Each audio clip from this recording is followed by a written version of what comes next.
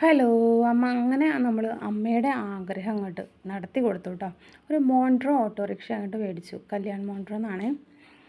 അപ്പോൾ ഇതാണ് കേട്ടോ നമ്മൾ വണ്ടി ഓടിക്കാനായിട്ട് ഏൽപ്പിച്ചേക്കുന്ന ചേട്ടൻ. അപ്പോൾ നമ്മുടെ വീടിൻ്റെ അടുത്തുള്ള ചേട്ടനാണ്. അപ്പോൾ ചേട്ടൻ ഓൾറെഡി ഓട്ടോ ഉണ്ടായിരുന്നു. പിന്നെ കടബാധ്യതയായിട്ട് വിറ്റതാണ്. അമ്മയുടെ കൂട്ടുകാരിയുടെ ഹസ്ബൻഡാണ് കേട്ടോ.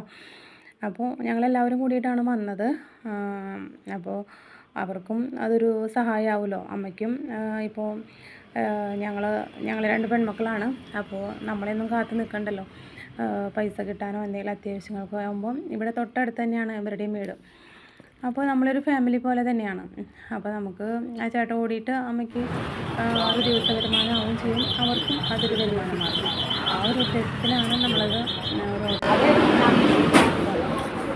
കല്യാൺ മോണ്ട്രോ എന്നാണ് മേടിച്ചത്.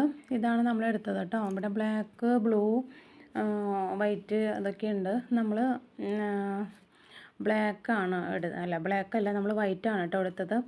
അപ്പോൾ ഇതാണ് അമ്മയ്ക്ക് അങ്ങനെ താക്കോലൊക്കെ കിട്ടി. ഇനി നമ്മൾ ഒന്ന് ഹോട്ടലിൽ കയറി ഭക്ഷണം കഴിച്ച് അത് കഴിഞ്ഞിട്ട് നമുക്ക് വെഞ്ചിരിക്കാൻ പോകാമെന്ന് വിചാരിച്ചിട്ടാണ് ഇരുത്തിമ്പള്ളിയിൽ കേട്ടോ. അപ്പോൾ ഭക്ഷണം കഴിച്ച് വെഞ്ചിരിപ്പും കഴിഞ്ഞ് അവർ ഓട്ടോറിക്ഷയിൽ കയറിപ്പോയി. ഞങ്ങളിങ്ങോട്ട് തിരിച്ച് പീച്ചിയിലോട്ടും വന്നു. അപ്പോൾ എല്ലാവരുടെയും പ്രാർത്ഥനയിൽ ഞങ്ങളെ ഓർക്കണേ. നല്ല രീതിയിൽ മുന്നോട്ട് പോകാനൊക്കെ ആയിട്ടുള്ള അനുഗ്രഹം തരണേ എന്നുള്ളത് എല്ലാവരും ഒന്ന് പ്രാർത്ഥിക്കണം കേട്ടോ. അപ്പോൾ ഇതൊക്കെയാണ് നമ്മുടെ അമ്മയുടെ ആഗ്രഹം.